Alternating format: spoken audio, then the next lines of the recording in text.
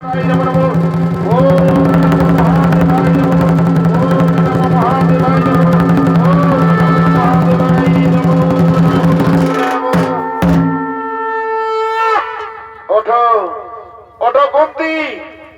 তোমার পূজায় সন্তুষ্ট হয়েছি।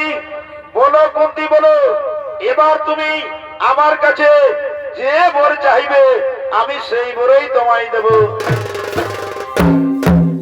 ওগো ওগো প্রভু মহাদেব, সত্যি যদি আমার পূজায় সন্তুষ্ট কিনা প্রভু, তাহলে আমায় এই বর দিনই প্রভু। একজন নারীর সব থেকে বড় প্রাপ্তি মা হওয়া, কিন্তু আমার স্বামী যে অভিশপ্ত, আমার স্বামী আমার সঙ্গে কখনো মিলন করতে পারবে না। আর আমরা দুইজন প্রেমে মিলিত হলেই আমার স্বামীর মৃত্যু হবে। তাহলে বলুন মহাদেব, আমি কেমন ভাবে মা হব? আমি কেমন ভাবে মা হব? ওঠো, শুনো কুন্তি, তুমি তোমার বাল্যকালের কথা স্মরণ করো, তোমার বর প্রাপ্তির কথা স্মরণ করো।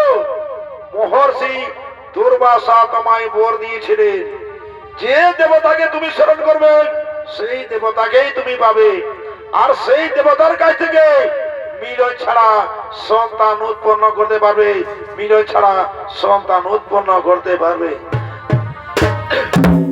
আজ আমি তোমায় এই বরেই দিলাম কুন্তি, আজ আমি তোমায় এই বরেই দিলাম। আমি এখন সমস্ত দেবতাকে আহ্বান করছি, তোমার বর প্রাপ্তির কথা তাদের জানিয়ে দিই। কোথায় কোথায় ওকে দেবগণ? মহামনসেই এই হস্তিনাপুরের শিব মন্দিরে গ্রহ আগমন।